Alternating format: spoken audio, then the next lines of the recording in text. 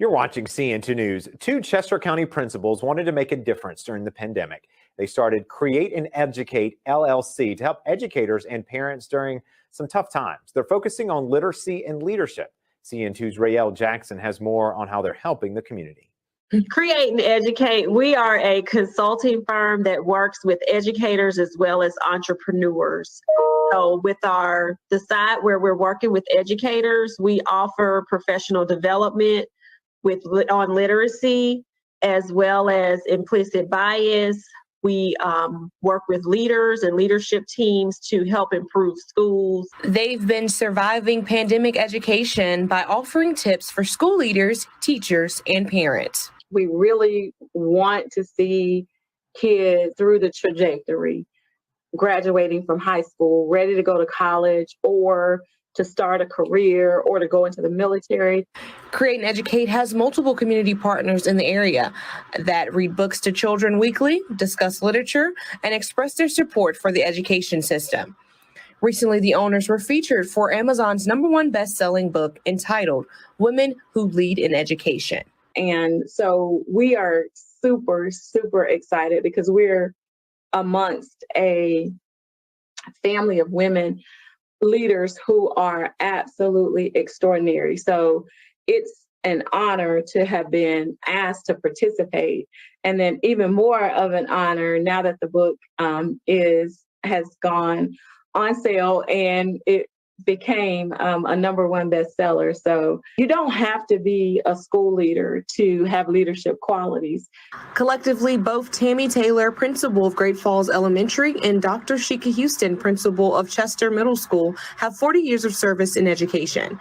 They have learned the need in their community, and they plan to serve all children in all communities.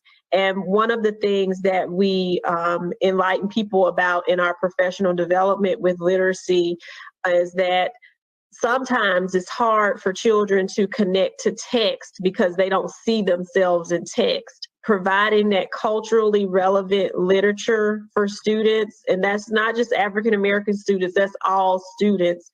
Every student at every school should be able to see themselves in a book, in a text, to be able to connect with it. Surviving pandemic education together in Chester, R.E.A.L.L. Jackson, CN2 News. Again, their goal is to help connect educators, parents, community members, and authors each week to help better navigate the pandemic. To learn more. Great Saturday, everyone. Welcome to the R.E.A.L.L. Academy. I am Dr. Sheka Houston.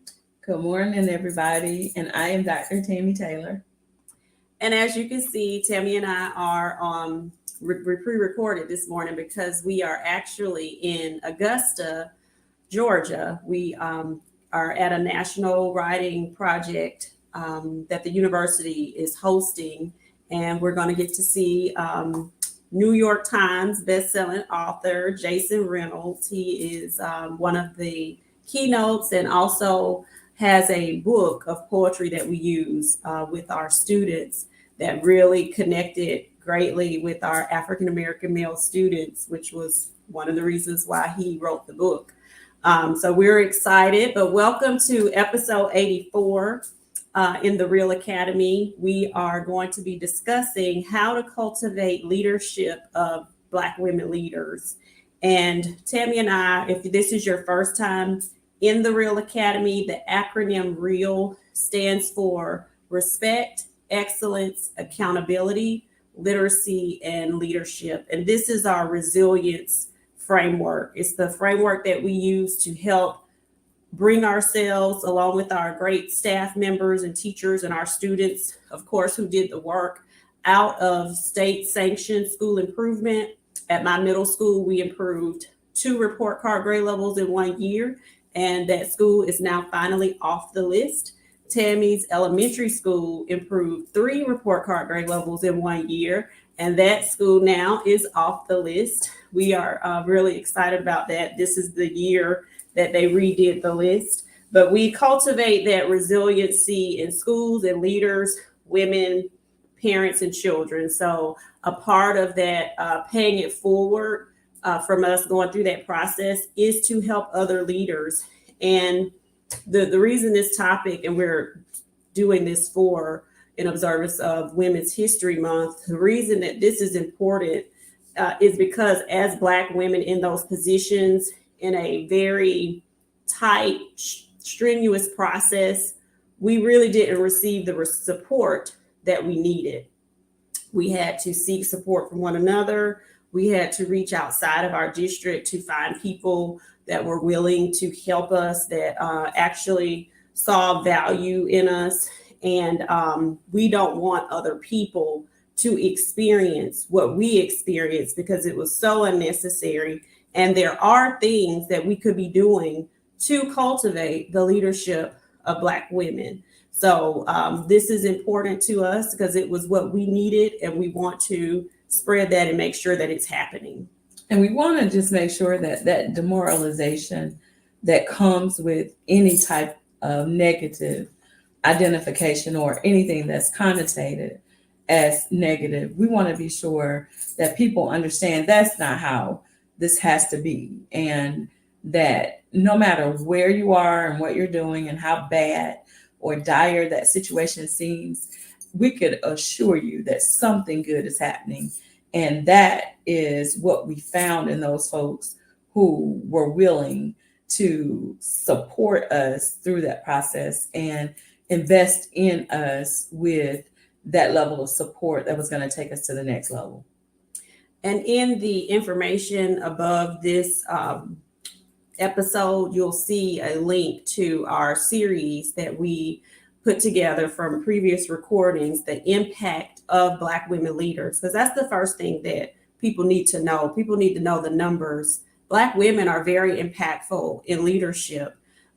In school leadership as a whole, Black people only represent about 10% of those numbers, with 80% of the teachers being white, or your 80% of your workforce being white. And at the secondary level, one article that we were referencing even described Black women in leadership as unicorns, because it is just so unlikely to see a Black woman in positions at the secondary level. So although we experience microaggressions, although there are not a lot of programs that cultivate us as Black women leaders, and we are still, studies have shown, getting the job done. We're very well trained, one of the most educated demographics. We're solution oriented. We are definitely determined to make positive changes in our roles, and we get the job done well.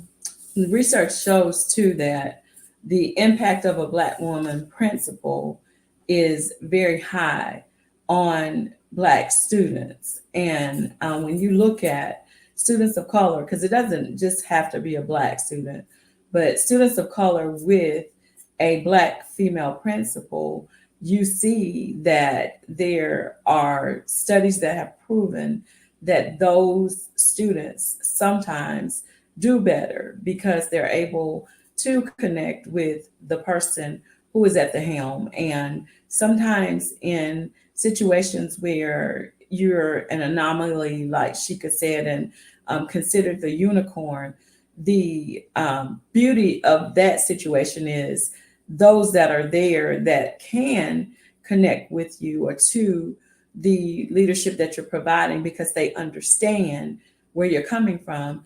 It does motivate them, because that's another part of that research that says that staff members who are representative also are often willing to go the extra mile for that principal. Exactly. And there's even research about the teacher effect, Black women teachers having that impact, not just on African-American children, but all of the children seem to grow when they are under the care of a Black teacher. And we just talked about this on the collaborative that aired this past Tuesday with Tammy's assistant principal, about that importance of representation and how her entire motivation behind going into education was from a teacher that she saw that was an African-American female that inspired her not just once to go into the field, because she had something that happened, if you go back and watch the episode, that deterred her. But even when she saw her later on in life as an adult, it reminded her about that, and she went back to it and finished out her goal. I also shared how my daughter, when she saw that her first grade teacher was an African American teacher, when we got the card in the mail, she gasped, "Mommy, she's brown like me." She was so excited. So that representation really does matter. But in the R.E.A.L. Academy, we definitely keep it real. So we are going through this with our acronym. And that first part of our acronym is respect, which is the door of our framework. And you really can't have that respect for what Black women bring, what they can do, what they're capable of, if you have a colonized mindset. And a lot of times we see this, not just in education, but in several areas. And we've defined colonized as being that you subscribe to the thinking that you have to align yourself with the majority race because you don't know who you are. You're not comfortable with who you are. So you do things like, and I personally have had that mindset myself before I knew better. My name is considered to be an ethnic name, Sheka Houston. So when, and the article that we looked at too, another one that we referenced, talked about the Obama effect. So when President Barack Obama came along and had this name that, could be considered to be ethnic, a lot of people changed their mindsets about that. But having that name sometimes with people, oh, they're going to throw my application in the trash, or, they're not going to want me. And so now it's not a thing of where I'm worried about it, because if you see Sheka on an application and don't look at the things that I've accomplished and only don't want me because of my name, if you don't want me, I don't want you. That's not somewhere that I want to be. But that has to come with being that authentic self and knowing yourself and being comfortable with yourself and knowing who you are. And Shakespeare said, "What's in the what's in a name?" And I'm saying there's power in a name, because the name that you are given means something. Mm-hmm. And whatever that means, we have to be okay enough with ourselves to appreciate that, and to appreciate the fact that you are who you are. And I'm not changing my name to suit anybody. And I feel just like Sheka. If you don't want me, I definitely do not want you. And I've always been that way. So it does make us reflect on those things that make people feel like you have to subscribe to the mindset of the majority. When you don't, we always promote authenticity and encourage people to be the authentic selves, because when you are who you are, then people respect you and they learn to respect who you are and what you appreciate.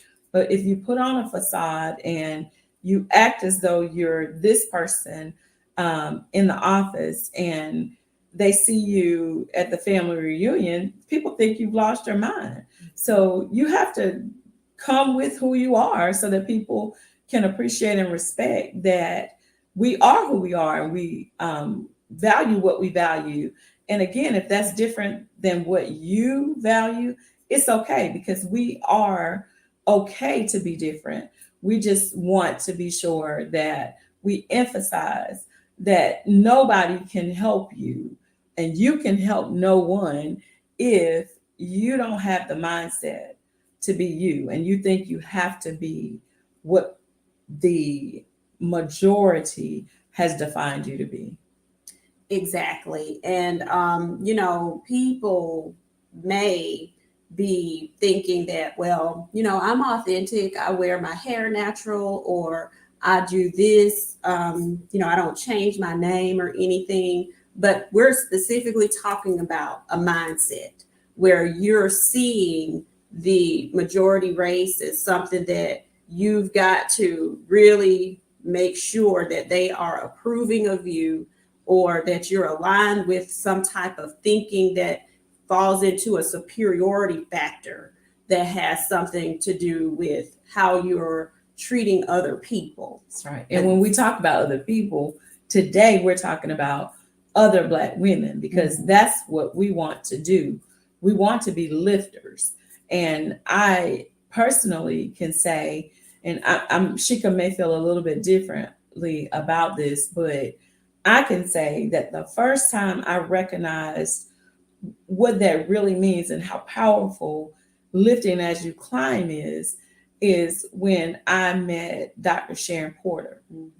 And Dr. Sharon is just the perfect example of being a Black woman who is in leadership, who is bringing as many along as she can. She's empowering women to be who they can be, and putting you out there in a space that allows for you to be that person that reaches back, so that you can also continue to lift. And sometimes the people who are in a different space don't see the lifting as being important. Instead, they think, well, I got to get mine. And I'm really competing with Sheka.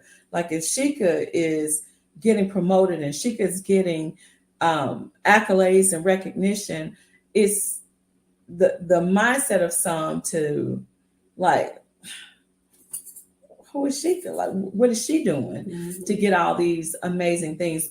Rather than saying, hey girl, you are doing the do that, and propelling her to the next level. Sheka is not my competition. And we have recognized Black women are not who I'm competing with. My competition is me. And so I want to always best me. I want to be better every single day. And I feel like once we can get our minds wrapped around that, maybe it won't be so much of that. I've got to get mine. And the only people that can be right are the people who you feel have the majority say. And, that's very conflicting. No, I completely agree with you, Dr. Sharon Porter. And we've even had a conversation about it. How come we don't know a whole lot of people like Dr. Sharon? She's out here doing great, but also elevating the greatness of Black women. And also she's a part of Be.Well, where they're that organization. That is what they are about in its entirety. So we are definitely for collaboration over competition. We are not competing with one another. We're not cutthroat. We're not by any means necessary. We're not step on who you have to get to where you need to be, or this world is a dog eat dog world. We didn't come up with these types of notions. This is not who we are. And so sometimes people think that because, that's how it is in business, or that's how it is in this industry, you don't have to subscribe to those things. You can authentically be better than that. You have to choose to do that. And you can bring others along with you, because that's the most important part of recognizing, as Sheka said, and we are by any means necessary to get the job done, but not by any means necessary to get somewhere. Because I believe that promotions come from God. And so what God has in store for me is where he's going to place me. So I don't feel the need to try to intercept or interfere with anybody's elevation. So when you see me encouraging, or us, because Sheka's the same way, when you see us encouraging people to do better, to be better, to be the best that they can be, that's genuine. And that's a part of what we're talking about today, being genuine in that sisterhood, because you want to see your sister succeed. Definitely. And there have been, and this is why that when you're interviewing, even though you don't get the job, you may not get the job, that particular job. Like Tammy said, those things come from God. That what it meant for you. And there's been plenty of times where I've interviewed people and I have known, well, they're not right for this position, but I may be able to use them here and be able to build their capacity to where in the future they will be recognized for doing great things, or I could see something in them. So I intentionally try to make sure that I'm on the lookout for talent, for greatness, because greatness exists in a multitude of people. We have to cultivate it, and that's one of the reasons why we've come up with the program that we'll be releasing soon to cultivate that leadership in other Black women, because it's needed. We need a specific type of thing to help us get through some of the microaggressions that we experience in a professional way. That's right. We've even talked about that at one of the presentations we did in Charleston, and people shared so many examples of how they experience those microaggressions on a daily basis. And that can't be the norm. We've got to change that narrative. But some of it entailed around where one person refused after a Black lady completed her doctoral program, refused to address her with the appropriate title of doctor.